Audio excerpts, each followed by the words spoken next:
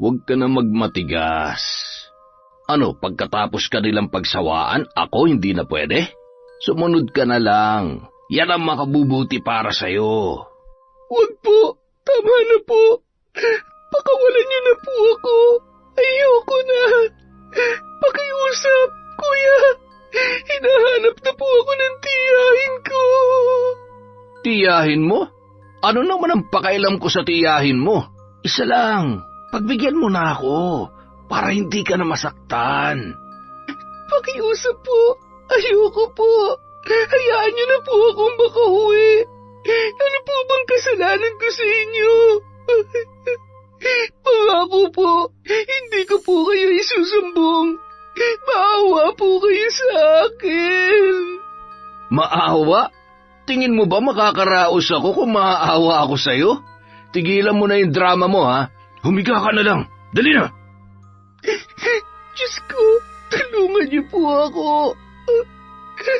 Kuya, kahit ano pong gusto niyo ibibigay ko. Huwag lang po ito. Maawa po kayo sa akin. Tumigil ka na nga dyan, nakakairita ka ang drama mo. Tanggapin mo na lang na aangkinin kita at pagsasawaan ka namin ng paulit-ulit. Isang gabi lang naman to. Huwag mo na akong dramahan, nakakawala ka ng gana, sasampaling kita dyan eh. Dali na, humiga ka na. Vanessa! Vanessa! Vanessa! Nariyan ka ba? Sumagot ka! Anak naman ng teteng, oh. Ang malas naman. Hindi man lang ako nakaisa. Itigil mo ng pag-aalburuto dyan. Magbihis ka na, sumibat na tayo, pre. Iwanan na natin yung babaeng yan. Mahuhuli pa tayo dahil dyan eh. Mga hayop sila. Magbabayad kayo.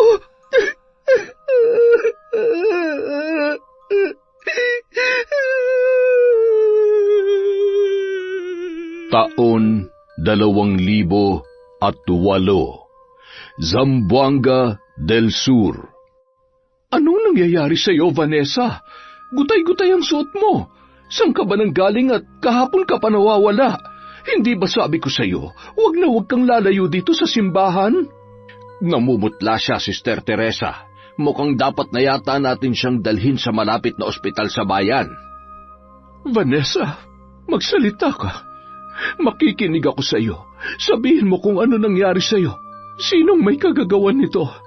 Sister, saan daw siya nakita? Natagpuan daw siya sa gitna ng kakahuyan ng mga tanod sa kabilang bayan. Pwede ko ba kayong makausap sandali? Ano po yan, Father? Ibang kutob ko sa nangyari sa pamangkin mo.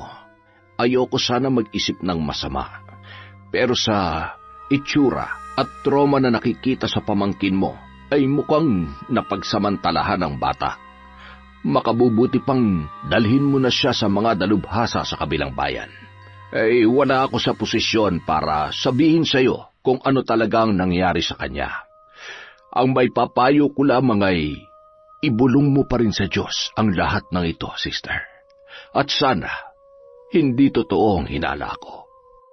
Sus Mariosep, Padre, huwag naman sanang ipahintulot ng may kapal. Napalunok si Sister Teresa at nanlalata ang buong katawan habang sinusuri ang duguang katawan ng kanyang pamangkin na si Vanessa. Ilang beses niya rin itong tinanong, ngunit walang kahit na anong sagot. Awang-awa siya rito at sa kanyang isip ay sinisisi niya ang kanyang sarili sa nangyari sa kanyang pamangkin. Sa isang araw pa lang na pagkawala ay nangangalumata na ito. Gulo-gulo ang buhok na nung isang araw lang ay patag na patag sa pagsusuklay. Nakatitig lamang ang bata sa kawalan habang ang kanyang mga mata ay walang humpay ang pagtulo ng luha. Mabilis naman na sinunod ng madre ang payo ng pari sa kanya. Dinala nila sa ospital ng bayan ang kanyang pamangkin. Padre, ano po ang sabi ng doktor? Tama ang hinala ko, sister. May trauma ang pamangkin mo dahil pinagsamantalahan siya. Napakuyom ng kamao si Sister Teresa. Nakaramdam siya ng panlalamig ng buong katawan habang unti-unti namang hindi na niya marinig ang iba pang sinasabi ng kasamahang pari. Hindi niya matanggap ang sinabi nito sa kanya. Alagang-alaga niya ang bata at ni minsan ay hindi siya nagpabaya dito. Isang madre si Sister Teresa at halos kalahati na ng buhay niya ay naninilbihan siya bilang isang alagad ng Diyos. Sa mga panahong yun, kasama niya ang batang si Vanessa. Lumaki yung mabait na bata at mapaglingkod din sa simbahan kagaya niya. Naging simple lang ang kanilang pamumuhay at kinikilala sila doon ng mga taong araw-araw na pumapasok sa simbahan. Habang ang pamangkin naman na si Vanessa ay pinag-aaral niya sa kolehiyo na nasa kabayanan lamang ng La Trinidad. Isang matinding pagyugyog ng kanyang balikat ang nagpabalik sa madre sa realidad. Sister, narito na ang mga pulis. Sister, kayo po bang guardian ng biktimang si Vanessa? Ako nga po. Ano po ang balita? Gang rape po ang nangyari sa pamangkin niyo, sister. Itong grupo ng mga salarin, mga estudyante din sila ng La Trinidad University, at kasalukuyang nasa presinto na sila ngayon. Mabuti naman. Sisiguruhin ko makukuha ni Vanessa ang hustisya. At dapat walang kahit isa sa mga salarin ang makakatakas sa batas. Naniningkit ang mga mata ni Sister Teresa na nakatitig sa mga pulis. Ramdam niyang bumubulusok ang init sa kanyang muka. Gayunpaman, pilit niyang ikinakalma ang sarili, lalo na at may imahe siyang dapat ingatan. Sandali lang, sister. Meron pa po kayong dapat malaman. Ay, teka. Saan mo ko dadalhin? Pasensya na, sister, pero satin-satin lang po ito. Medyo bigatin po kasi yung idedemanda ninyo. Bigatin? Hindi ko kayo maintindihan. Mabuti pa diretsahin niyo na lang ako sa gusto niyong sabihin. Ganito po kasi yan, sister. Mukhang dapat niyong pag-isipang mabuti kung magsasampa talaga kayo ng kaso o hindi na. Kung gusto niyo ng mas tahimik na buhay, mas mabuti po na wag na lang. Alam mo ba kung anong sinasabi mo? Tama ba yung narinig ko? Wag nang magsampa ng kaso? Sino ka para sabihin sa akin yan? Pamangkin mo ba ang naabuso? Kayo pong bahala kung magpapatuloy kayo sa gusto niyong gawin, sister. Tutal, mukhang desidido ka naman na. At mukhang buong-buo na nga ang loob ninyo. Sige, ituloy niyo na lang ang pakikipaglaban sa mismong anak ng mayor natin. Anong sinabi mo? Ay, anak po ni Mayor ang leader ng grupong gumahasa sa pamangkin ninyo at ang tatlong kasama niya ay anak na may-ari ng plantasyon ng saging sa bayan natin. Mga menor de edad pa sila, sister, at kapag sinabing menor de edad, alam mo na kung anong kasunod na salita dyan. Absuelto. Wala akong pakialam kung sino man ang mga demonyong yan. Wala akong pakialam kung kaninong anak sila. Naintindihan mo ba? Ang mahalaga pagbabayaran nilang ginawa nilang karumal-dumal na krimen sa pamangkin ko. Kalma lang, sister. Kung panlisikan mo ko ng mata, parang ako may ginawa sa pamangkin mo, ha. Buti pa, kausapin mo na lang sila. Ang totoo niyan, kanina pa sila nasa presinto. Nandito rin nga pala kami para sunduin kayo. Gusto ka rin talaga nilang makausap. Makikipag-ayos sila sa inyo. Naninikip ang dibdib ni Sister Teresa habang nakasakay sa patrol. Pakiramdam niya walang hustisya sa nangyayari. Habang nasa loob ng sasakyan ay tahimik lamang siya pero malikot pa rin ang kanyang pag-iisip. Alam ko na kung anong binabalak ninyo. Dahil anak ni Mayor ang kasangkot at mga bigating tao, malamang ay kakausapin ako nito para manahimik. Babayaran ng malaking halaga para hindi magsalita. O kaya patayin na lamang ako para tapos na ang usapan. Ayos ka lang ba, sister? Hindi ito ang daan papuntang presinto. Saan niyo ako dadalhin? Shortcut lang to. Huwag ka mag-alala. Makakarating din tayo sa paroroonan natin. Oh, nandito na pala tayo. Sabi ko naman sa iyo, sister sa presinto kita dadalhin at hindi sa langit. Sila ba yung 4 na lalaki? Oo, kilalang kilala dito sa atin ang mga magulang nila. Nasa kulungan pero prenteng-prente? Kampanteng-kampante? Ganyan ba dapat kapag anak ng opisyal ng bayan? Nakataas pa ang mga paa at naglalaro? May sofa sa loob ng selda, malaking bentilador at TV? Bakit? Anak mo ba nasa loob ng kulungan, sister? Baka nakakalimutan mo. Anak ng butihing mayor yan. Natural, di pwede mainitan. Ganun lang ba yon? Kitang-kita sa mukha nila na gumagamit sila ng ipinagbabawal na gamot. Mga bata pa sila pero ang kanilang kaluluwa'y hinahatak na sa impyerno. Ano ba? Nasasaktan ako! Bitawan mo ako! Ikaw, sister, kanina pa ako nagtitimpi sa'yo, Napakaingay ng bunganga mo. Kung ako sa'yo, ititikom ko na ang bibig ko kung gusto mo pa makita ang pamangkin mo. Dapat alam mo kung sinong kinakalaban mo. Dito sa mundo kapag wala kang pera at hindi ka nabibilang sa mayayamang pamilya, mailap sa'yo ang hustisya. Mahirap makamtan ng salitang katarungan. Mga makasalanan ang pinapanigan ng batas. Ikaw, pulis ka, hindi ba? Pero nagbubulag-bulagan ka sa katotohanan. Pwede ba tumahimik ka na? Maging praktikal ka na lang kasi. Wala ka namang laban dito. Paikot-ikutin mo man ang mundo sa kasong to. Hindi ka pa lumalaban, talo ka na. Totoo nga pala ang sabi nila. Nabulag ang batas at ang hukuman sa mundong ito. Pero tandaan mo, pulis ka lang. Mahirap ka rin katulad ko. Ang nangyayari sa akin ay pwede rin mangyari sa'yo o sa kung sino mang malapit sa buhay mo. Makinig ka, sister. Kung naniniwala ka sa milagro, simulan mo nang tawagin ang Diyos mo, kasabay ng katapangan na meron ka. Sana lang may patunguhan niyang pagiging agresibo mo at praktikal. Ipagdarasal na lang din kita, sister. Yan lang ang may tutulong ko para sa'yo. Sa ngayon, huwag akong kausapin mo. Naandyan na ang abogado ni Mayor. Magandang umaga. Magandang umaga sa iyo, PO2. Sister. Ikaw ang guardian ng bata, tama ba? Oo. Hindi na ako magpapaligoy-ligoy pa. Attorney Inares nga pala. Nakahanda makipag-areglo ang mga kliyente ko sa iyo. Magkano ba, sister? Magkano ang alin? Naniningkit ang mga mata niyang tiningnan. Isa-isa ang mga kaharap niya at hindi nakagalaw ang mga ito. Hindi niyo ako maaaring bayaran. Walang katapat na halaga ang ginawa nilang kasalanan sa pamangkin ko.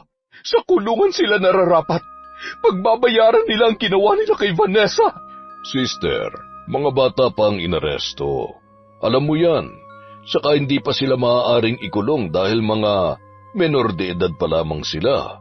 Batas natin ang masusunod at hindi kung kani-kaninong batas lamang. Kung tutuusin, malaking bagay na nag-aalok pa ang butihing mayor natin para sa inyo. Alam mo, kahit hindi kami makipag-areglo, siguradong maaabswelto naman ang mga bata. Kaya baka pwedeng pag-usapan na lamang natin to. Handang magbigay ng malaking donasyon ang mayor natin para sa kumbento. Ipapaayos namin ang mga sira-sirang parte o kahit ang haligi pa ng simbahan. Alam naming malaking halaga ang kakailanganin nyo dito. Kaya naman, bukas palad na tutulong ang aking mga kliyente. Tungkol naman sa pamangkin mo, sasagutin na nilang pag-aaral niya hanggang sa siya'y makapagtapos. Tsaka lahat ng gasto sa ospital, sila na rin ang bahala, pati na rin ikaw. Kung may gusto ka, may kailangan ka, meron kang request, sabihin mo lang at ipagkakaloob nila sa iyo yun, sister. Ang gusto ko dumaan sila sa tamang proseso.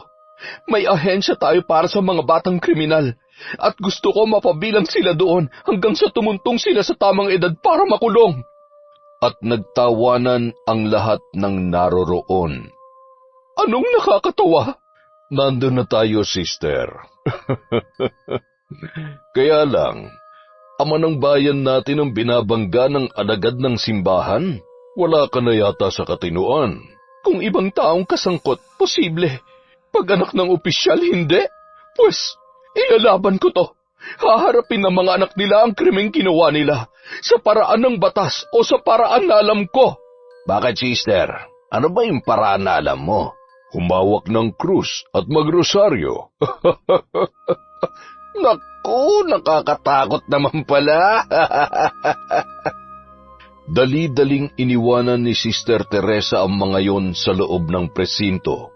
Dumiretso siya sa simbahan upang doon ay makipag-usap sa Diyos.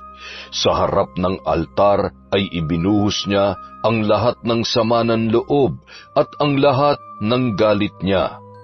Pakiramdam niya ay pinagsakluban siya ng langit at lupa. Muling nanumbalik sa kanya ang nakaraan. Naalala niya nung nasa edad 14 pa lamang ay ginahasa din siya ng anak ng amo ng kanyang mga magulang. At katulad ni Vanessa ay hindi rin niya nakamit ang hustisya sa paglipas ng panahon. Ni hindi pa nga ito nakulong dahil nakapagpiyansa nung panahon na yon. Hindi rin umusad sa korte ang kaso dahil sinasabing kulang ang ebidensya kahit na ilatag na ng kampo nila ang lahat ng mga kailangan. Kaya ginawa niya ang isang bagay na sana ay hindi niya dapat gawin. Kumpleto siya sa kaalaman sa pangkukulam at ginamit niya ito para ilagay sa kanyang kamay ang batas. Siya mismo ang gumanti sa taong gumahasa sa kanya. Isinali niya pa ang abogadong tagapagtanggol nito. Wala pang 2 buwan ang lumilipas ay nagawa niya yung paluhurin sa harapan niya upang magmakaawa at humingi ng tawad. Gayunpaman, mas pinili ni Teresa na bawian sila ng buhay. Dahil dito, nakuha ni Sister Teresa noon ang ipinagkait sa kanyang katarungan. Diyos ko, huwag niyong hayaang maligaw na naman ako ng landas. Kaya ako pumasok dito para magsilbi at pagbayaran ng lahat ng nagawa kong kasalanan. Pinagsisihan ko ng lahat na nagawa ko. Isinakripisyo ko ultimo sarili kong kaligayahan. Mapagsilbihan ka lang. Kung nakikinig ka, kayon lamang ako hihiling. Sana'y bigyan mo ng katarungan na nangyari kay Vanessa. Ibigay mo sa kanya ang hustisya. Pakinggan niyo po ako. Dumaan pa ang ilang araw at linggo at napagdesisyonan ng madreng magpahinga muna sa pagiging madre at bumalik na lamang sa kanilang probinsya kasama si Vanessa. Doon ay sigurado siyang mapapahinga ang isip ng bata habang nasa proseso pa ang kaso sa korte. Ilang araw pa bago ang kanilang pag-alis ay nangyari ang bagay na ayaw niya sanang mangyari. Ang magkrus ang landas nila ng alkalde. Umalis kayo dito! Ayaw ko kayo makita! Sa kalagitnaan ng pagdarasal ni Sister Teresa ay napatayo siya mula sa pagkakadapa sa gitna ng altar. Nanlilisik ang kanyang mga mata at nag-uunahan ang pagkalabog ng kanyang dibdib. Parang batingaw sa kanyang pandinig ang boses ng kanyang pamangkin. Halos magkandara pa sa lakad-takbo niyang tugon sa pagsigaw ng dalaga. Buong lakas niyang itinulak ang pinto ng meeting hall nang bumungad sa kanya ang mga mukhang hindi niya nais na makita. Si Attorney Inares, mga pulis, ang mga suspect at si Mayor. Anong kalokohan ito? Bakit kayo naririto? Hindi niyo ba nakikita? Natatakot ang bata sa mga demonyong katulad ninyo? Wala kami masamang intensyon, sister. Pumunta lamang kami ng personal para iabot itong mga pinamili namin para sa bata. At para makausap namin ang Mother Superior nyo. Para naman mapaayos itong lugar nyo dito. Vanessa, bumalik ka na sa kwarto mo. Kayo naman, Mayor. Maaari na kayong bumalik kung saang impyerno kayo nang galing bago pa ako maubusan ng pasensya sa inyo at magdilim ang paningin ko. Balita ko ay tuloy pa rin ang pagsasampa mo ng kaso. Sister, masisira ang reputasyon namin kung kakalat pa ng tuluyan ang isyong ito. Hanggat maaari, kalimutan na natin ang nangyari at mamuhay na lang tayo ng mapayapa. Wala po tayong pag-uusapan, Mayor. Buo na ang pasya ko. Makakaalis na kayo. Kung ayaw niyong tumanggap ng pera o tulong, pues bahala kayo. Huwag niyo akong sisisihin kung matatalo kayo sa kaso. Wala naman kayong sapat na pera para lumaban. Anong gagamitin niyo? Perang donasyon na galing sa mga nananampalataya? Hindi niyo na problema yon. Lumayo kayo sa pamangkin ko. Mga hayop kayo. Sinusumpa ko ang buong pamilya niyo. Daranasin niyo rin ang lahat ng sakit na ginawa niyo kay Vanessa. Hindi ko kayo patatahimikin. Nanginginig si Vanessa sa galit nang madatnan siya ni Sister Teresa sa kwarto. Panayang iyak at hirap niya itong mapatahan. Hinayaan na lamang siya ni Sister Teresa na ibuhos ang lahat ng sakit na nadarama. Nakatulog sila habang ang bata ay nakayakap sa kanya. Dumilat ang madre at ikinabigla niya na medyo may kadiliman ang loob ng kwarto. Sa pag-aakala niya ay naiwan niyang bukas pa ang kanyang ilaw kanina. Nasipat niya ang bintana at doon ay may kaunting liwanag na makikita. Tumayo siya at binuksan ang ilaw. Laking gulat niya nang masipat ang isa pang madre sa loob ng kanyang silid. Nakasuot ito ng tunikang puti at nakatalikod malapit sa bintana. Ang kortinang naroroon ay nakawala na rin sa pagkakatali, kaya naman malaya itong pinasasayaw ng hangin na nagmumula sa labas. Sister, anong ginagawa mo dito sa silid ko? Meron ka bang kailangan? Wala siyang nakuhang sagot mula sa madre nang bigla na lamang namatay ang ilaw. Naku, mukhang brownout pa yata. Saglit lang, sisindihan ko lang ang kandila. Eto, sister, baka kailangan mo. Hindi na natuloy si Sister Teresa sa kanyang sasabihin. Halos hindi niya magawang kumurap sa nakita nang bahagyang humarap ang madre sa kanya. Kita niya ang kamay na nasa gilid nito. Sister, may tumutulong dugo sa braso mo. Sister! Tinapik niya ito sa balikat at unti-unting humarap sa kanya. Napasinghap siya sa kanyang nakita. Ang madring kaharap niya ngayon ay ang kanyang sarili. Nakikita niya ang sariling duguan ang mga kamay habang nakahawak naman ang isang kamay sa manok na wala ng buhay. Pinugutan niya ito ng ulo at dahan-dahan niyang pinatulo sa katawan ng manikang itim. Titig na titig ito sa kanya na may panlilisik pa ang mga mata. Paulit-ulit din na sinaksak ang manika gamit ang hawak niyang punyal. Hindi na mapigilang mapangiwi ni Sister Teresa nang makitang rumirehistro ang pagngisi ng impostorang madre habang dahan-dahang sinasakal ang manikang hawak nito. Bumubulong pa ito ng orasyon na parang umaalingaw-ngaw sa kanyang tainga.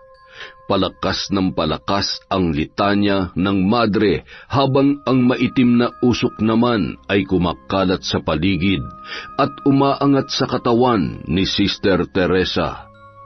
Para bang may puwersang humawak sa kanya upang hindi na siya makagalaw pa mula sa usok na unti-unting pumapalibot sa kanyang katawan. Hindi na niya mapigilan ang mapaisip. Anong nangyayari? Ramdam kong hindi na ako makakahinga kung magpapatuloy pa ito. Kailangan kong gumawa ng paraan. Huminga siya ng malalim bago bumuelo sa pagsigaw. Tulong! Isang malakas na sunod-sunod na pagbatingaw ng kampana ang nagpagulantang sa pawis sa pagkakatulog na si Sister Teresa. Panaginip lang pala ang lahat ng yun. Wala sa loob niya na tiningnan ang orasan at ang labas ng bintana. Todo ang pagtatakang madilim pa at wala pang 6:00 ng umaga ay nag-iingay na ang kampanaryo. Narinig na rin niya ang mga yabag ng mga nagmamadaling madre na lumabas sa kani-kanilang mga silid. Vanessa, kailangan na nating bumaba. Madali ka. Muli niyang sinulyapan ang katabi nang mapansin ng madre na wala na itong makuhang tugon mula sa kasamang dalaga, ngunit nagulat siya nang pagtingin niya ay wala na rin ito sa kanyang tabi. Vanessa? Vanessa, nasan ka? Dali-dali siyang tumakbo papalabas ng silid nang makita niyang malinis na ang daanan at halos wala ng mga tao na naroroon. Sister? Padre, anong ginagawa niyo rito? Magmadali ka. Ang pamangkin mo, nandoon sa itaas ng kampanaryo. Anong ginagawa niya doon? Habol hiningang nagkukumahog na pumunta ang madre kung saan ang lugar na sinasabi ng pari. Tinungo niya ang lugar kung saan nagkukumpulan ang mga tao. Ay, Diyos kong mahabagin! Vanessa, bumaba ka dyan! Kitang-kita ng madre na parabang wala na sa katinuan ang dalaga at halos wala na itong naririnig pa mula sa ibaba. Nakatayo si Vanessa at nagbabadyang tumalon.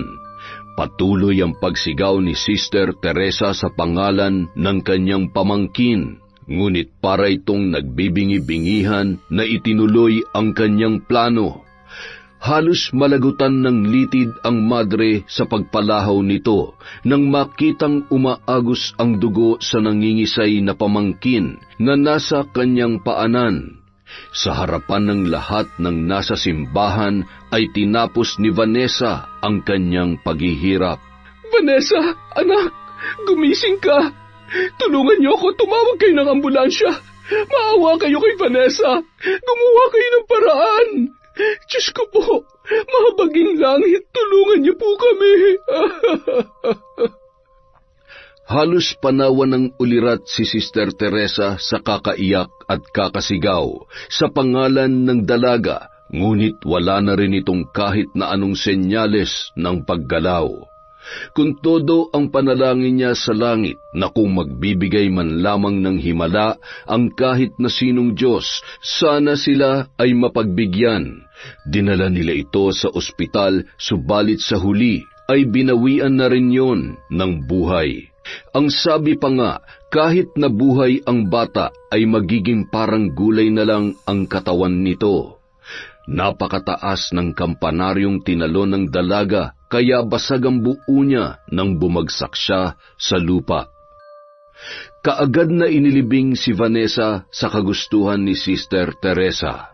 Lahat ng abuloy at perang ibinigay ng pamilya ng salarin sa kumbento ay itinapon ng madre.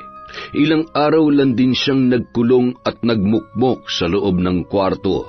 Hindi kumakain at hindi rin nakakausap ng sinuman.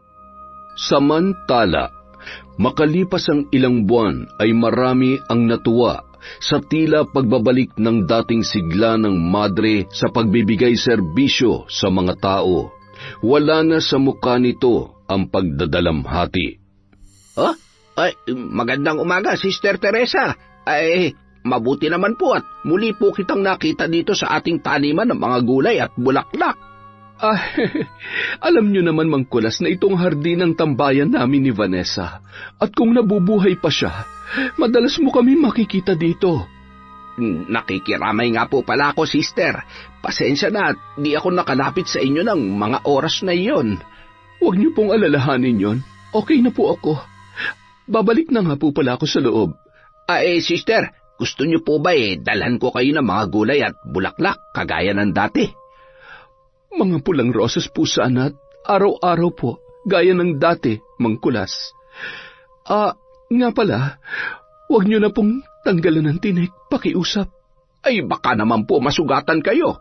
Huwag po kayo mag-alala. Ako na rin po ang magtatanggal para naman meron akong pagkaabalahan.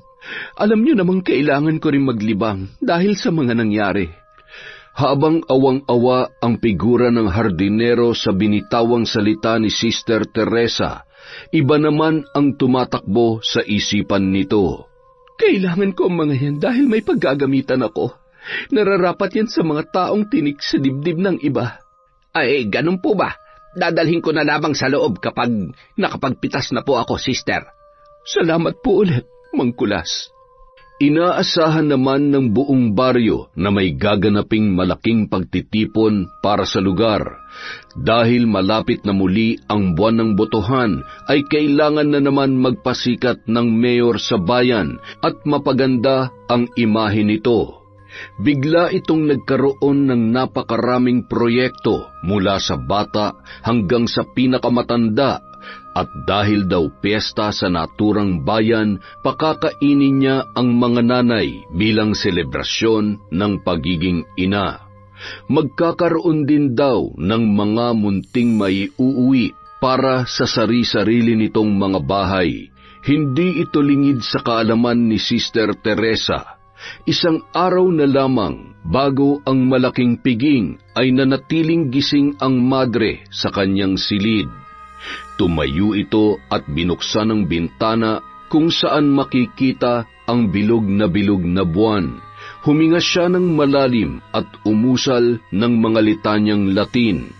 Dinaman niya ang sinag ng buwan na nagmumula sa kalangitan. Ramdam na ramdam ko ang biyayang lakas ng kapangyarihan. Ngayon ay humayo kayo sa akin at magpaalipin. Pumikit ang madre habang bukas ang mga bisig sa harap ng bintana. Lumakas ang ihip ng hangin na siyang nagpagalaw sa kanyang buhok. Narinig niya ang tila pagsang-ayon ng buong kapaligiran. Nag-ingay ang mga ibon at umalulong ang mga aso. Unti-unti siyang napangiti dahil sa kagalakan. Huminto ang paggalaw ng orasan at ang pagpatak ng tubig mula sa gripo. Nangibabaw ang nakabibinging katahimikan. Isang pagpagaspas ng pakpak ang maririnig mula sa malayo papalapit. Lumapag ang itim na ibon sa gilid ng bintana na may matutulis na kuko at mapupulang mga mata. Salamat at dininig mo ang pagtawag ko. Kumusta ka? Handa ka na ba sa iyong misyon? Ito, kumain ka. Ubusin mo ito at huwag kang magtira. Pinatakan ko yan ng dugo ko para mas masarapan ka. Makinig ka. Ang bawat pagtuka mo ay katumbas ng ilang tao na mapipinsala mo. Hanapin mo ngayong oras na ito ang nagluluto ng pagkain para sa piging bukas.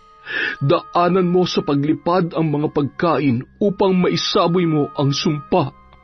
Hindi ka dapat magkamali dito. Kung hindi mo ito magagawa sa tamang oras, ay mamamatay ka. Matapos makakain ng ibon ay lumipad na ito palayo sa kanya. Maganda ang pagkakalipad nito at buo ang determinasyong tupdin ang ibinigay na misyon. Maya-maya lamang ay bumalik na ang ibon sa kanyang kwarto at doon ay nagpalipad-lipad na parabang nagdiriwang na magpapatuloy pa ang kanyang buhay. Magaling! Magaling! Tingnan natin kung may mukha ka pang ihaharap sa mga tao, Mayor. Simula pa lamang yan. Kinaumagahan, masayang nagdiwang ang mga tao sa malaking bulwagan na inihanda ng butihing mayor. Makikita ang malawak na pagngiti ng taong bayan na nakapila para pumasok sa loob ng court. May iba't ibang programa na nakalatag para sa lahat. Mayroong palaro sa loob at sa labas ay may ipinatayong peryahan. Dinayo ito ng mga tao dahil na rin sa napabalitang libreng pagkain na ipinamimigay. Maraming tao ang nabigyan ng pansit, 2 hating lumpia, 1 pirasong tinapay at kaunting menudo na nilagay sa styro na lalagyan. Ang mga tao ay may bitbit na mga ngiti sa kanilang labi, sa isiping lutas na naman ang araw nila para sa pagkain. Marami ang nabusog nung araw na yun, at ang iba pa ay nag-uwi sa kanilang mga bahay. Kinagabihan, nagsipagsakitan ang kanilang mga tiyan. Ang iba naman ay nagtae na parabang mauubos na ang laman ng kanilang sikmura. Ang iba sa kanila ay nagpa-ospital, habang ang iba naman ay nagtiis lang dahil walang sapat na panggastos para magpagamot. Nakarating ito sa mayor, kaya naman nataranta ang alkalde. Hindi yata maayos ang pagkakaluto ng pagkain, kaya nagkasira-sira ang mga tiyan ng kumain noon. Abay, hindi dapat ganyan yan. Opo, ginagawa na po namin ng paraan para malaman kung bakit nangyari yun. Pasensya na po kayo. Paimbestigahan ang mga dapat imbestigahan. Baka may nananabutahing kalaban ko sa politika. Ikasisira ng imahe ko ang ganyan. Gawan niyo kaagad ng solusyon, ha? Baka sabihin pa ng taong bayan ay nilalason natin sila, o kaya naman ay nagpapakain tayo ng panis sa mga tao. Malapit na ang botohan. Baka dahil dyan ay hindi ako muling iboto ng mga mamamayan ko. Sisimulan na po namin ang pag-iimbestiga, Mayor. Sige, bilisan nyo. O siya, bumalik ka na sa munisipyo at magpadala ka mo ng mga gamot sa pagdudumi sa mga pamilyang apektado. Magpagawa na rin ng programa para sa libreng pagkonsulta. Samantala, lalong lumala ang sitwasyon ng mga taga-baryo habang umiinom sila ng gamot na nireseta ng mga dalubhasa, at dahil doon ay lalong nagalit ang mga tao kay Mayor. Taga-munisipyo ka, di ba? Tanungin niyo nga sa mayor kung balak pa niyang buhayin ang mga tao o papatayin niya ba ang mga tao dito. Tingnan niyo tong asawa ko. Dati ng payat to, ngayon mukha ng kalansay. Ginagawan na po ng paraan ng ating butihing mayor ang mga nangyari. Anong ginagawa ng paraan? Nung pinainom namin ng gamot ang mga asawa namin na pinadala niyo dito nagsuka naman. Pururot na nga ang dumi niya, bumaho pa ng husto sa amoy ng gamot. Sumuka pa ng sumuka. Pasensya na po, pero makakarating kay Mayor ang mga reklamo ninyo. Tapos nagpadala nga kayo ng doktor dito, panay tsismisa naman ang inatupag. Mas madami pa ang kwentuhan nila kaysa sa panggagamot. At saka, doktor ba yun? Nakatsinelas lang na pumunta dito sa amin. Abay, madumi pa ang mga kuko. Pinaglololoko niyo yata kami. Kaya hindi gumagaling ang mga tao dito kasi tinitipid niyo ang kaban ng bayan. Nung nagtanong nga ako sa kung anong sakit ko, ang sagot pa naman basta inumin ko lang ang gamot na inireseta niya. Paano kami gagaling yan? Kaya nga po nagpadala na kami dito ng makakatulong sa atin. Eto. Abay, si Kulas yan ah. Siya na ba ang bagong doktor ni Mayor? Di ba yan yung hardinero sa kumbento? Ipagdadasal na yata tayo. Di dapat madre na lang ang ipinadala niyo rito. Marunong manggamot si Mang Kulas. Matutulungan niya kayo. Ganun pala. Kapag di umubra ang doktor at gamot na binigay niya, iasa na lang niya sa hardinero ang buhay ng mga tao. Marami akong halamang gamot na pwedeng makatulong sa inyo. Ang mga gamot na dala-dala ko ay punong-puno ng dasal. Tama nga ako. Ginagawa tayong laruan ng pinili nating pinuno ng ating bayan. Oo nga, Sinabi tama. mo pa. Totoo yun. Wala po bang gustong sumubok?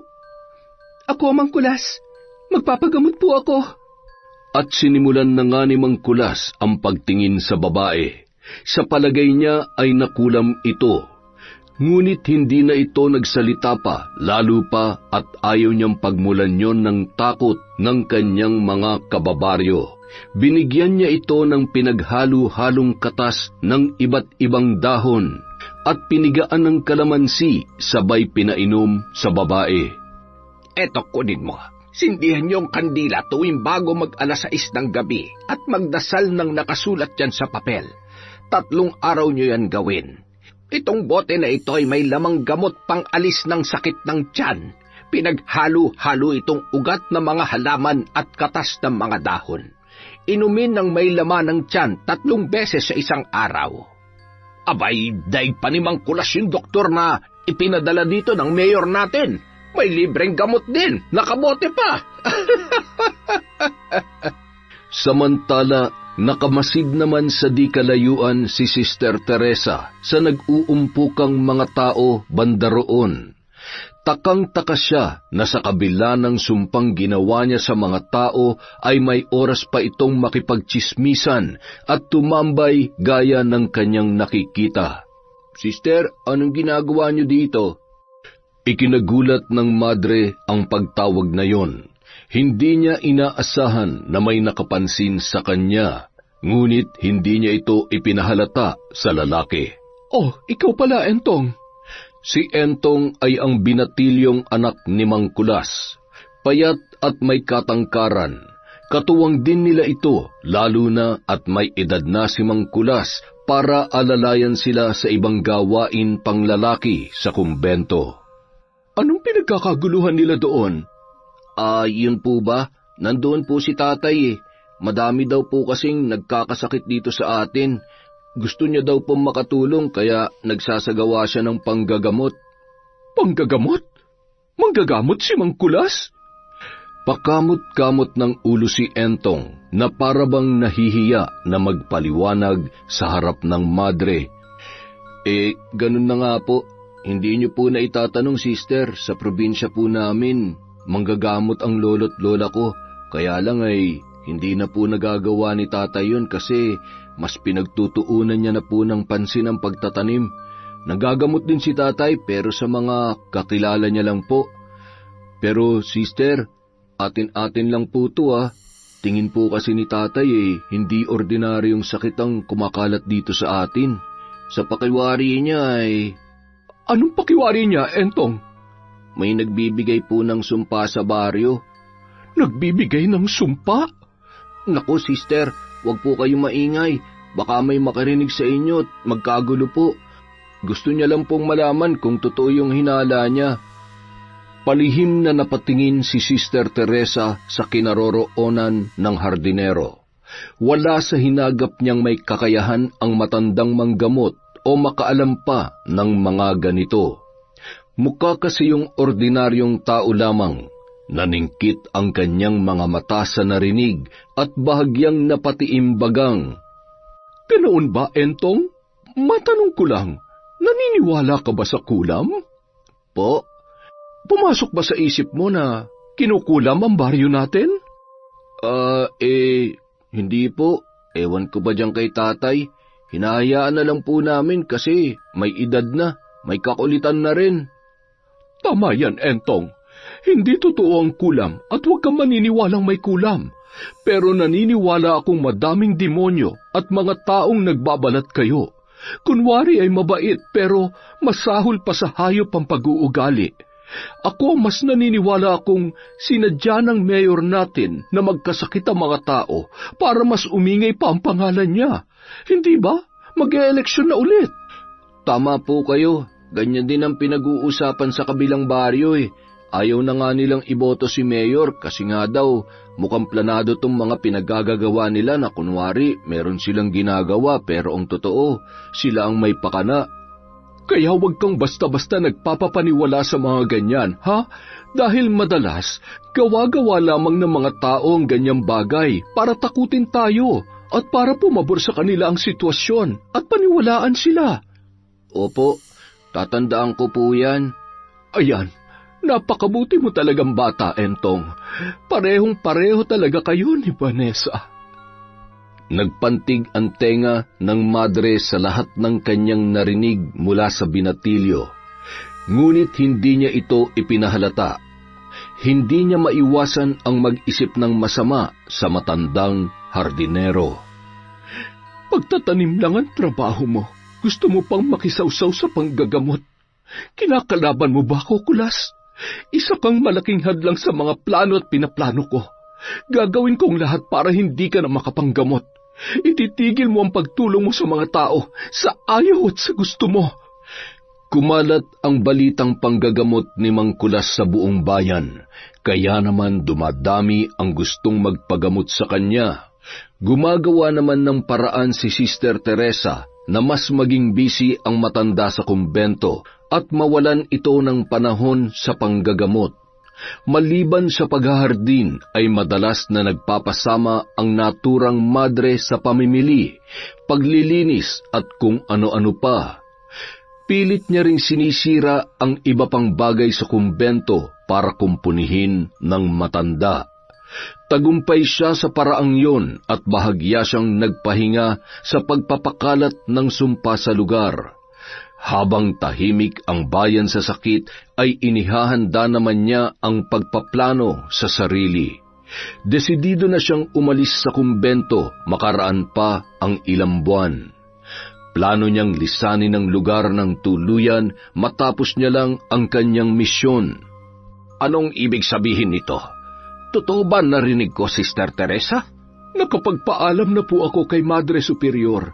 Gusto ko munang umuwi sa bayan namin, Padre. Gusto kong makalimutan ang nangyari sa aking pamangkin.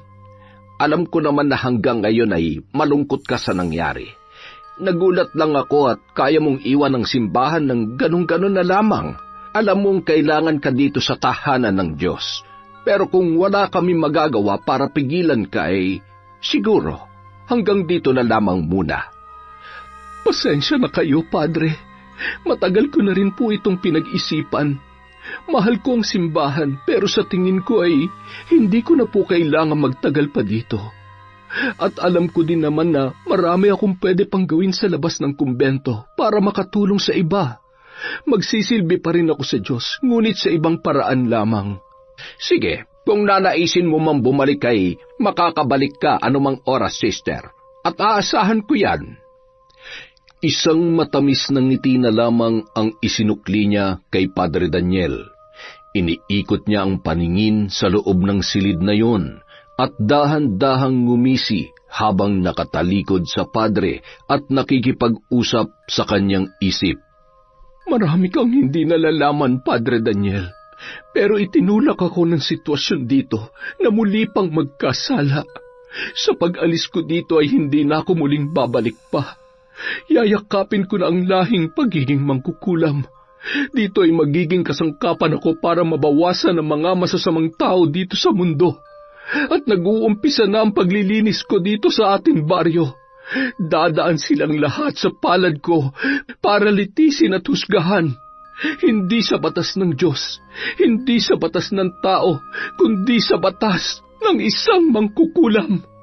Dumaan ang mga araw at gabing tahimik ang baryo. Matapos makapanggamot si Mang Kulas, ay kumuha naman ng pagkakataon si Sister Teresa para unti-unting isakatuparan ang iba niya pang mga plano. Isang gabi, habang bilog ang buwan, ay pumatong ang ibon sa balikat ni Sister Teresa at may tangan itong iilang piraso ng hibla ng buhok. Hinimas-himas ng madre ang ulo nito at iniluwa sa balikat niya ang hibla ng buhok na tangay-tangay nito. Hindi mo talaga ako kayang biguin. Halika, sumama ka sa akin. Magkasama silang tahimik na bumaba sa basement ng kumbento. Tulog na ang lahat at maingat ang kanyang mga pagyabag. Ang kaninang ngiti ng madre ay napalitan ng nakakatakot na pagngisi habang sinisindihan ang kandilang itim. Ako ang magiging batas sa kaso mo, Vanessa. Pagbabayaran nilang ginawa nila sa'yo. Ikukulong ko sila sa mundo kung saan hindi na sila makakalabas pa. Yakap niya ang larawan ng yumaong si Vanessa habang tumutulo ang luhang kanina niya pa pinipigilan. Inilagay niya ang larawan sa gitna ng 4 na kandilang itim. Sa tapat ng malalaking kandila ay inilagay ni Sister Teresa ang mga abuloy na galing sa mga pamilya ng salarin, ang buhok na naroon at ilang piraso ng tinik ng rosas. Inilapat niya ang mga manikang hugis lalaki at kumuha ng karayom na naroroon. Napakabait ni Vanessa para mabuyin yung mga hayop kayo. Dinaig niyo pa ang mga demonyo sa impyerno. Kaya nararapat lang na ako na ang magdala sa inyo sa kung saan man kayo nababagay. Hinaplos niya ng paulit-ulit ang larawan ni Vanessa. Gusto niyang sumigaw ng pagkalakas-lakas at ipaalam sa lahat ang lihim na kay tagal na rin niyang itinatago. Si Vanessa ay bahagi ng kanyang madilim na nakaraan. Nabuntis siya ng abusadong anak ng mayaman at itinago niya yon. Ang batang ipinakilala niya sa lahat na pamangkin ay tunay niyang anak. Masakit ngunit pilit niyang itinatago ang katotohanan para makapagbagong buhay siya at makapagsilbi sa tahanan ng Diyos. Hindi niya inaasahang napakalupit sa kanila ng tadhana. Ang malagim na pangyayari sa buhay niya ay naulit pa sa buhay ng sarili niyang anak. Ang pinagkaiba nga lang ay pilit niya mabuhay, samantalang mas pinili ni Vanessa ang mamatay. Anak ko, patawarin mo ako sa pagtatago ko sa iyo. Alam kong malaki ang kasalanan ko, kaya hayaan mong ako maging pangil ng hustisya na hindi mo naranasan nung nabubuhay ka pa. Hayaan mong pagbayaran nilang lahat yon sa mga kamay ko. Hayaan mong maging ina ko sa iyo, kahit na hindi mo ito lubos na naramdaman sa akin. Anak ko, bakit mo ako iniwan? Bakit mo ako hinayaan na mag-isa na lumaban ngayon? Mahal na mahal kita. Buong kaluluwa ko ay nagdadalamhati sa pagkawala mo. Ang sakit, anak. Ang sakit-sakit. Puot at galit ang namamayani sa kanyang puso nang magsimulang umusal ng orasyon sa bawat itim na kandilang nakatirik. Ang mga orasyon na sinambit ng madring mangkukulam ay tatagos sa kaluluwa ng taong kanyang isinusumpa. Hinugot niya isa-isa ang ulo ng bawat sisiw na inilagay niya sa 4 na larawan ng mga salarin. Isa-isa niyang pinahiran ng dugo ang mga kandilang itim at muling umusal ng orasyon. Pagbabayaran niyong lahat ng ginawa niyong karumal-dumal sa anak ko. Pagsisisihan niyong nabuhay pa kayo. Sa susunod na kabilugan ng buwan, mararamdaman niyo ang sakit na ni minsan ay hindi niyo pa naranasan sa inyong buhay. Iisa-isahin ko kayo. Uunahin ko ang anak mo, Mayor. Lintik lang ang walang ganti. Ikaw na lalaki ka. Tingnan ko kung mapakinabangan mo pa yung pagkalalaki mo. Sa 2nd araw ng orasyon na ito, iihi ka ng dugo. Mararamdaman mo ang tinik ng mga rosas na unti-unting pupunit sa loob ng iyong pagkalalaki. Hindi ka na makakaramdam ng kapayapaan sa iyong puso. Magiging bangungot ng paulit-ulit ang kasamaang ginawa mo sa anak ko. Pagdudusahan mo ang lahat ng ito. Pagdurusahan mo! Samantala, nung gabing yon ay nagising sa kawalan ang binatang anak ni Mayor. Mistulang nakatitig ito sa kawalan ng magising na humihingal. Bigla na lamang siyang napahawak sa kanyang dibdib nang maramdaman niya na nahihirapan siyang huminga. Napapikit ang binatilyo sa kirot na nararamdaman at nang dumilat siya ay nakita ang isang itim na figura ng babaeng nakabandana. Pinapalibutan ito ng usok, kaya naman makailang beses niyang kinusot ang kanyang mga mata sa pag-aakalang baka namamalikmata lamang siya. Namilog ang kanyang mga mata dahil unti-unting lumalapit sa kanya ang naturang figura. Lumayo ka sa akin! Huwag mo ako lapitan! Layuan mo ako! Mamamatay ka rin! Pagbabayaran mo ang ginawa mo sa akin! Vanessa? Layuan mo ako, Vanessa! Patay ka na! Tigilan mo na ako! Parang awa mo na! Tulungan niyo ako! Tulungan niyo ako! Nandito si Vanessa! Simula pa lamang yan. Hanggat hindi niyo ako binibigyan ng katahimikan, hinding-hindi ko kayo titigilan. Umalis ka dito! Layuan mo ako! Tulungan niyo ako, Mami, Daddy! Tulong! Ay, Diyos ko! Ang anak ko! Bakit ganyan ang itsura mo? Ano nangyayari? Bakit namumutla ka at pawis na pawis? May babae po. Nakakatakot siya. Ayaw niya akong patahimikin. Anak, wala kami nakikitang babae dito. Walang ibang narito kundi tayo lamang, anak. Dahan-dahang iginala ng binata ang kanyang paningin. Nahimasmasan ito nang makitang nawala na ang babae. Yumakap ito sa kanyang ina ng napakahigpit at parabang batang humahagulgol. Natatakot ako, Mami. Takot na takot po ako. Gusto ko lang aminin ang kasalanan ko. Hindi, wala kang aaminin.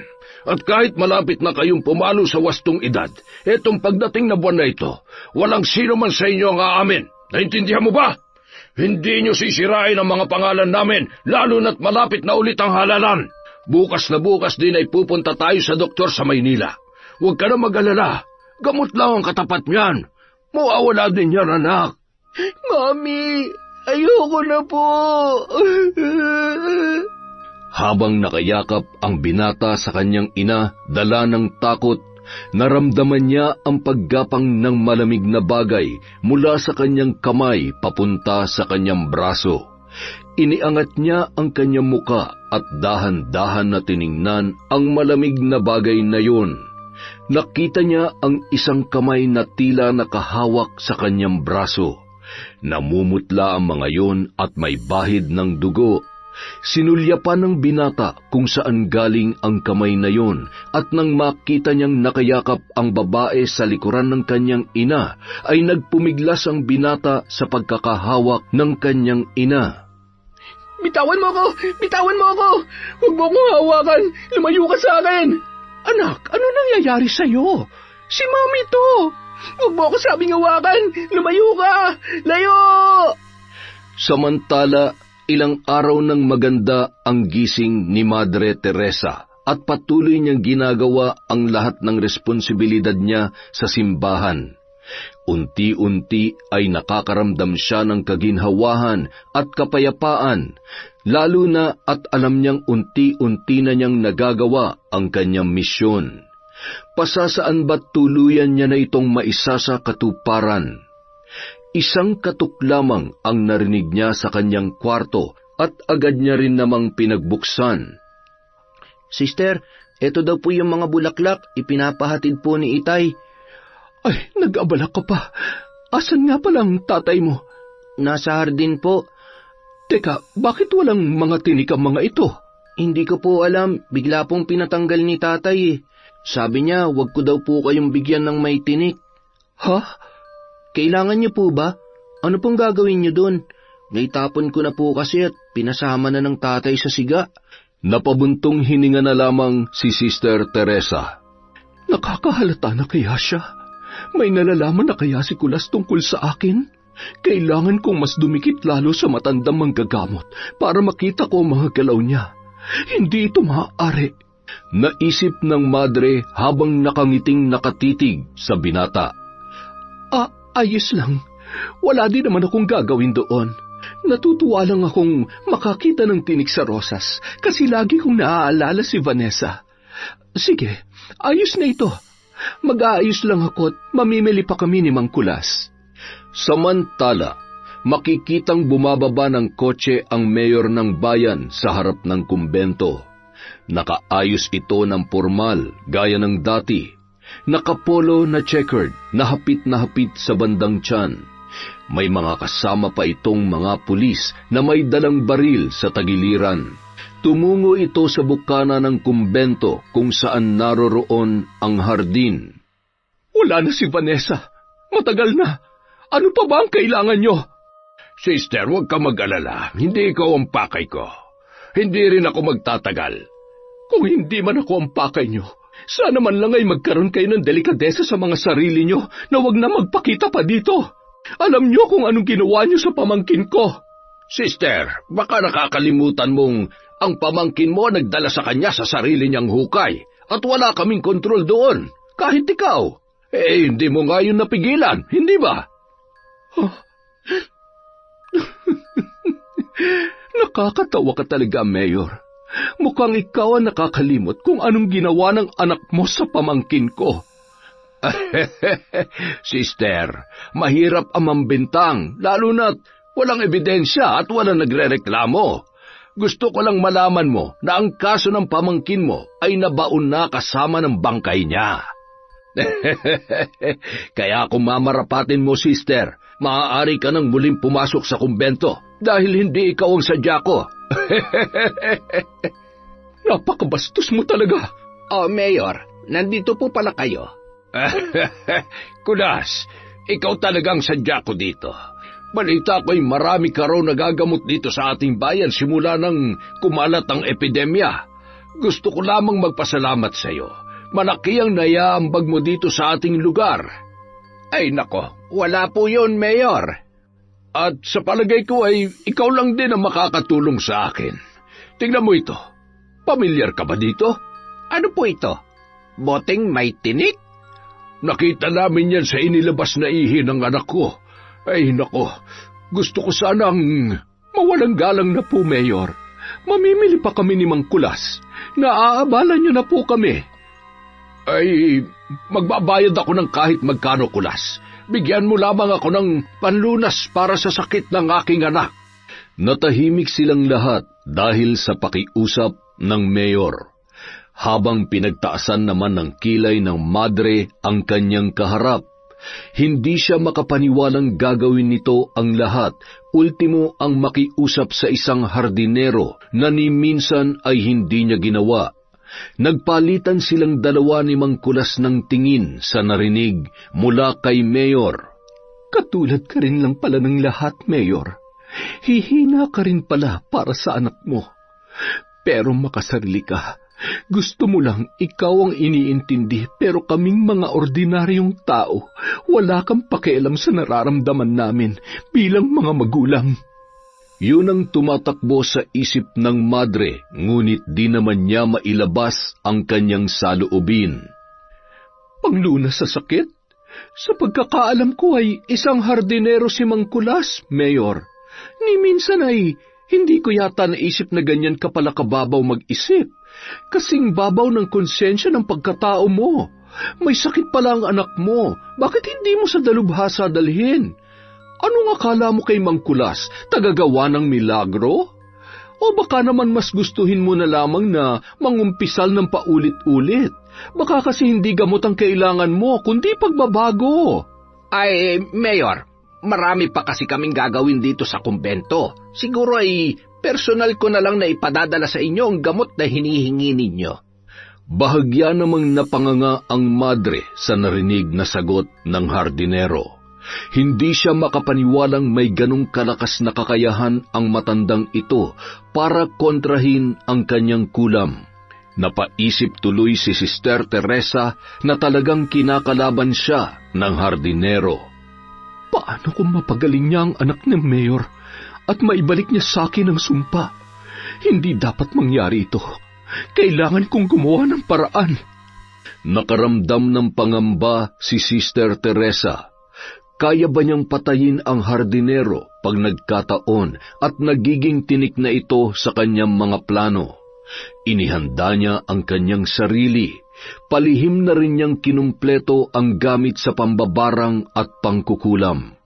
Kinagabihan, kumuha siya ng larawan ni Mang Kulas. Tumungo siya sa basement at doon ay nagmuni-muni. Itinaas niya ang manika kapantay ng kanyang muka. Idinikit ang larawan ni Mang Kulas at kumuha ng karayom para dito. Napatigil siya sa nakaabang na pagtusok ng karayom sa hawak na manika. Hindi ko kayang saktan si Mang Kulas. Kung mamamatay ang matanda sa mga kamay ko, para ko nang inalisan ng karapatang mabuhay ng may ama si Entong. Kapag ginawa ko yon, wala na akong pinagkaiba sa kanilang mga walang puso. Nagbago ang isip ng madre at nag-usal na lamang ito ng ilang orasyon para maging pananggalang sa kung anumang espiritual na orasyon na makakapagpahina sa kanya. Inusalan niya din ang ibang halamang gamot at inilagay sa pulang tela at iniipit sa kanyang panloob na kasuotan. Nakaramdam siya ng kaunting kurot sa kanyang dibdib at napahawak ang madre dito. Huminga ito ng malalim at napahawak sa isang malaking lamesa na naroroon. Nanghihina siya at nararamdaman niyang ang pag-ikot ng buong katawan ay may kinalaman sa paghina ng kanyang kulam sa kalaban. Napaluha siya sa pananakit ng kanyang puso at paghirap ng paghinga. Mangkulas, anong ginagawa mo? Tumulo ang kanyang luha habang napapaluhod sa sakit at panghihina ng tuhod. Muli niyang narinig ang pag-alulong ng mga aso sa labas at pagtuka ng ibong itim sa bintana na nakasara. Habang tila umiikot naman ang paningin ng madre, napahawak siya ng buong lakas sa kahoy na naroroon. Nang maramdaman niya ang kuryenteng dumaloy unti-unti mula sa dulo ng kanyang mga daliri hanggang naging dahilan yon ng pagkawala ng kanyang malay. Sister, napansin ko ang pamumutla mo nitong mga nakaraang araw. Baka kailangan mo nang magpatingin sa doktor. Nangangalumata ka na rin. Hindi ata maganda ang kondisyon ng iyong pangangatawan. Ayos lamang ako, Padre. Dinalhan kita ng maiinom. Pinigang katas ng prutas yan na may halong halamang gamot. Inumin mo 3 beses araw-araw na may laman ang tiyan mo para hindi mangasim ang iyong sikmura. Pagpalain po kayo ng Diyos, Padre. Naway paghilumin ng Diyos ang iyong puso. Napatango na lamang ang madre sa kanyang narinig. Ang totoo, gusto niya na sanang tapusin ang lahat ng gusto niyang tapusin, ngunit napapabagal ang misyon niya dahil sa pakikialam ng hardinerong si Kulas. Napabaling ang tingin niya sa hardin at doon ay nagtama ang paningin nilang dalawa ng matanda. Napabulong na lamang sa sarili si Sister Teresa. Pakialamero ka talaga, Kulas. Paano ko magagawa ang misyon ko kung ako ay nanghihina? Umalis naman kaagaran ang madre at pumasok sa loob matapos ang pag-uusap nila ng padre. Hanggat maaari ay ayaw na niya mabigyan pa ng pagkakataon na makausap pa ang hardinero, habang naiwan naman mag-isa ang matandang si Kulas sa hardin na nag-iisip. Tama yan, sister. Matapos mong gumaling sa pinigaang prutas na ipinabigay ko sa iyo, siguradong malalaman ko na ng tuluyan kung ikaw nga ang mangkukulam na pumepeste sa mga taong bayan. Wala ka ng ligtas at maililihim sa akin ngayon dahil ang gamot na hawak mo ay ang tanging gamot lamang na maaaring magpagaling sa sumbalik ko sa iyo. Ilang araw pa ang lumipas. Muling nanumbalik ang sigla ng katawan ng madre na parabang walang nangyari.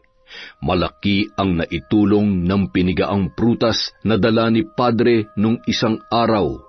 Nakagawa na ulit sa loob ng kumbento si Sister Teresa gaya ng dati. Magandang umaga, sister. Ikinagulat ng madreng marinig ang boses na yon. Ilang araw niya nang iniiwasan ang pakikipagharap at pakikisalamuha sa taong yon. Ngunit ngayon ay wala na siyang magagawa. Magandang umaga naman, Mang Kulas. Ikaw pala. Masaya akong nanumbalik na ang sigla ninyo. Ako din. Salamat. Ilang linggo na lang ay aalis na ako dito, Mang Kulas. Kaya naman hindi na ako ang makakasama mo sa mga iba mo pang gawain. Si Sister Anna ang sasamahan mong mamalengke. Narinig ko nga po yon. Tumalikod ang madre na kunwari ay may ibang pinagkakaabalahan upang makaramdam na ang matanda ng pagkapahiya at kusang umalis. Humakbang palayo papuntang pinto ang hardinero na ikinatuwa ng madre sa pag-aakalang lalabas na ito nang walang paalam. Ngunit imbis na lumabas ito ng tuluyan ay narinig ng madre ang pagtarangka ng huli sa pinto, hanggang sa may nabuong kaba sa dibdib ng madre. Anong lakas ng loob meron ang hardinero para gawin yon sa kanya? Ito na siguro ang tamang oras para kausapin kita. Tila nakaramdam si Sister Teresa kung saan patutungo ang usapang yon sa panimulang pasabi pa lamang ng matanda. Sa pakiwari ng madre ay alam na ng matanda kung sino at ano siya. Tinaasan ni Sister Teresa ng kilay si Mang Kulas. Ang kaninang maamong mukha nito ay biglang nawala. Nung oras na yon ay hindi ama ni Entong ang kanyang nakikita. Ang kanyang kaharap ay isang pakialamerong matanda na gustong maging bida sa mga taga-baryo. Isang kaaway. Napakaseryoso mo naman, Mang Kulas. Ano po ba ang atin? Kilala na kita. Isa kang mangkukulam. Tapos, may magagawa ba sa iyong pagiging mangkukulam ko? Wala kang kinalaman dito kaya kung ako sa'yo, lubayan mo na ako. Ikaw ang nagbigay ng sakit sa mga tao dito. Ikaw din ang naglagay ng tinik ng mga rosas sa daluyan ng ihi ng anak ni Mayor. Sister Teresa, nahihibang ka na ba? Isa kang alagad ng Diyos. Ikaw dapat ang nagpapanatili ng katahimikan at kapayapaan dito sa mundo. Bakit mo yun ginagawa? Wala akong dapat ipaliwanag sa'yo. Naiintindihan mo ba yon, Kulas? Hindi ako makapaniwala na kaya mong gawin yon, sister. Lalo na sa mga taong inosente. Wala silang ginawang kasalanan sa'yo. Pakialamero ka kasi. Ang sumpa na yon ay panandalian lamang at kusang mawawala. Pero dahil gusto mo magpasiklab sa mga tao at ipaalam na may kaalaman kang manggamot, nagpakilala ka sa kanila. Sinisira mo mga plano ko, Kulas. Kung ako sa'yo, ipagpatuloy mo na lang ang pagtatanim ng mga halaman at lubayan mo na ako. Matapos ko lamang ang gagawin ko, aalis na rin ako rito. Sa totoo lang, wala sa hinagap kong ikaw ang mangkukulam. Nanggagamot lang ako para tulungan sila. Pero ni minsan, hindi ko sinabi sa kanilang gawa yun ng mangkukulam. Natatakot kasi akong tama ang hinala kung ikaw ang gumagawa at magkaideya ang mga taong bayan at patayin ka. Mabuting tao ka, Sister Teresa. Hindi mo dapat dinudungisan ang mga kamay mo sa mga tulad nito. Hindi mo dapat nilalagay sa mga kamay mo ang katarungan. Nasasabi mo lamang yan dahil wala ka sa posisyon ko. Hindi ikaw ang nawalan ng anak. Anak mo si Vanessa? Si Vanessa na lang ang natitira sa akin. Kinuha pa nila. Wala akong ibang yaman kundi ang anak ko lang. Pero anong ginawa nila? Makasarili silang lahat, na ang gusto lang sila ang mabuhay at may karapatang mabuhay na masaya at may karangyaan. Hindi mo dapat inilalagay sa mga kamay mo ang pagkuha ng hustisya. Alagad ka ng Diyos at dapat alam mo yan. Wala kang alam sa pinagdaraanan ko, Kulas. Ang batas ng Diyos ay hindi nararapat sa batas ng tao. Demonyo sila, hindi makatarungan, may kinikilingan. Kung wala kang kakayahan lumaban ay sisirain ka nila ng pinong-pino. Ipaparamdam nila sa iyong wala kang kakayahang makuha ang katarungan sa patas na pamamaraan. Ngayon mo sabihin sa akin na tama sila at mali ako. Mali ka. Umalis ka ng matiwasay sa lugar na ito kung yan ang gusto mo. Pero hindi ka na maaari pang gumalaw ng mga tao dito. Subukan mong gumamit pang muli ng kapangyarihan mo para maminsala at ako na makakalaban mo. Tinatakot mo ba ako, Kulas? Hindi yon pananakot, Sister Teresa. Pinapaalalahanan lang kita. Isang malakas na sunod-sunod na pagkatok mula sa pinto ang bumulabog sa pag-uusap ng dalawa. Mangkulas! Mangkulas! Magmadali ka! Si Entong! Sister Ann, ano nangyari kay Entong? Diyos ko, Mangkulas! Ayokong sa akin manggaling ang balitang ito pero isinugod ang anak mo sa ospital ng bayan. Pinaputukan siya ng baril at tinamaan daw siya sa may ulo. Binaril siya? Ang anak ko? Bakit? Siya daw kasi ang namumuno sa mga kabataang sumasalungat kay Mayor. Siya daw ang nagpapakalat ng balitang pakanalang daw ni Mayor ang mga di magandang nangyayari dito sa ating bayan para bumango ang pangalan sa susunod na halalan. Hindi totoo yan. Sino ang bumaril sa anak ko? Sino? Si Mayor daw po. Marami ang nakasaksi. Hindi! Hindi! Nagtama ang paningin ni na Sister Teresa at Mang Kulas sa narinig mula sa isang madre. Hindi akalain ng matanda na madadamay pa ang kaisa-isa niyang anak sa ganyang kagulong sitwasyon. Napatakbo ang matanda at dali-daling lumabas sa silid na yon. Dumaan pa ang ilang araw at nabalitaan ni Sister Teresa ang pagpanaw ng binatang si Entong. Hindi siya nagpakita sa burol at nagdahilan na lamang. Mabigat sa loob niyang makakita ng mga ganitong senaryo sa kanyang buhay. Mabait na bata ang anak ng hardinero at may pangarap na maging abogado pagdating ng araw. Muling nadurog ang puso ng madre nang makita ang hardin. Dito madalas tumatambay ang binata, kagaya ng anak niyang si Vanessa, mahilig din yon sa halaman. Kumuha ng kandila ang madre at dumako siya sa lamesang bato na madalas nilang tinatambayan ng binatilyo. Doon ay nagtirik siya ng kandila at tiningnan ang larawan nilang tatlo ng magkakasama. Si Vanessa, siya at si Entong. Tuluyan ng tumulo ang kanina pa ay nagpipigil na luha ni Mang Kulas. Nandito ka pala, sister. Oh, Mang Kulas, pasensya ka na. Huwag ka mag-alala, wala akong kinukuha sa mga halaman mo. Ay, hindi mo kailangan magpaliwanag, sister. Nauunawaan kita. Napangiti ng mapait ang matanda at hinawakan ang kamay ng madre. Napatitig ang madre sa muka ng hardinero. Malungkot ito at ngayon ay namumuuna rin ang mga luha sa gilid ng kanyang mga mata. Walang gustong tumistigo sa pagkamatay ng Entong ko. Lahat sila natatakot. Takot na takot sila sa kayang gawin ni Mayor.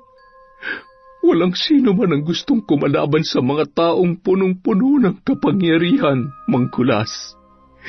Ilang araw na lang ay aalis ka na dito sa atin. Iiwan mo na ako at baka hindi na rin tayo magkita pa. Wala akong ibang maipapabaon sa'yo, kundi ito. Ano ito, Mang Kulas? Libro ng panggagamot? Hindi ko na kailangan ng mga yan. Wala na rin naman akong mapagpapamanahan. Buksan mo. At binuksan nga ng madre ang nasa loob ng libro at bumungad sa kanya ang isang larawan. Ang larawan ng alkalde ng bayang yun. Malaya ka nang magagawa ang mga plano mo at makakaalis ka na sa bayan na ito na bit-bit ang kapayapaan sa puso mo. Kunin mo ang hustisya na ipinagkait sa iyo ng walang kwentang pakialamerong hardinero na gumagambala sa iyo. Mang Kulas, matanda na ako at nang nawala si Entong, pakiramdam ko ay dumoble pa ang edad ko.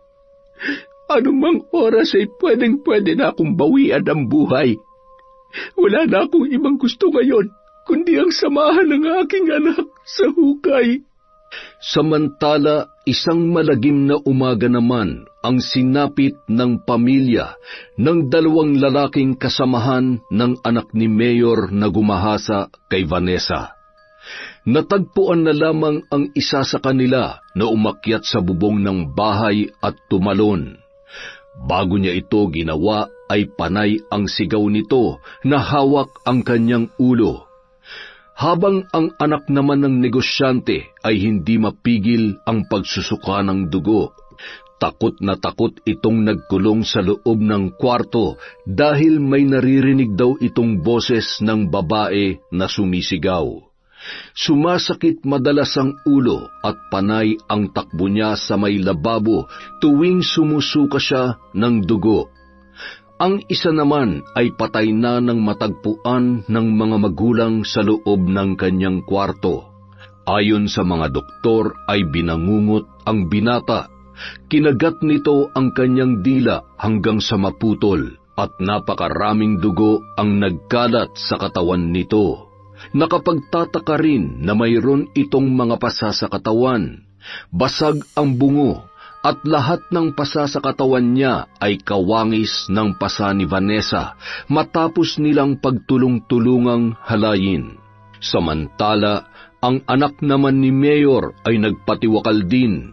Bago niya yun ginawa ay tumungtong muna siya sa entablado kung saan ginaganap ang meeting de avance ng partido ng kanyang ama. Inagaw niya ang mikropono at doon ay inamin ang lahat ng kanyang kawalang hiyaan, lalong-lalo na ang panghahalay kay Vanessa. Sirang-sira ang imahe ni Mayor at natalo ito sa halalan. Doon din unti-unting naglabasan ang mga nagrereklamo sa kalokohan nito.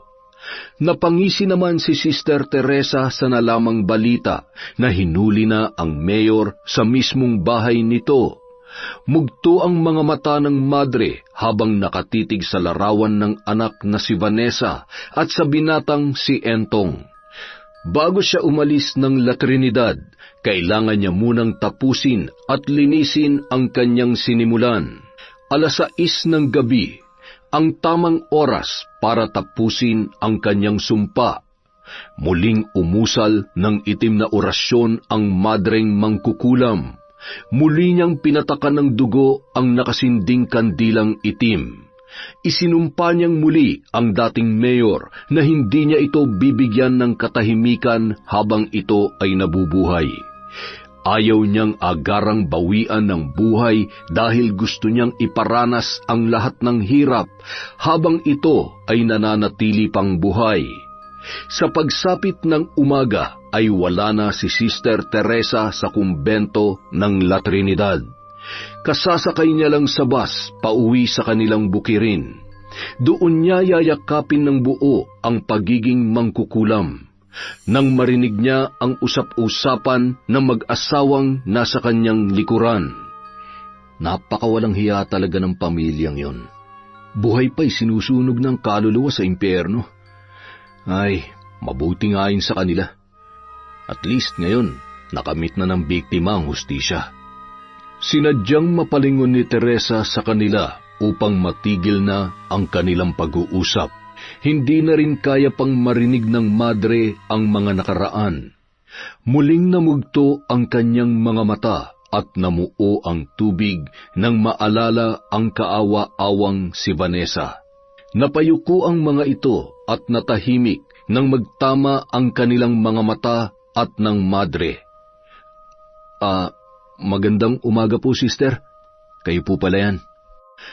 Mapait na ngumiti lamang si Sister Teresa sa mga taong nasa likuran niya at naupo ng maayos sa bus na kanyang sinasakyan. Napatitig siya sa kanyang mga kamay na naging batas ng La Trinidad at nagsalita sa kanyang isipan. Hindi ko pinagsisisihan ang ginawa kong paghatol sa ginawa nilang kababuyan. Masaya akong natapos ko ang misyon ko dito sa bayang ito.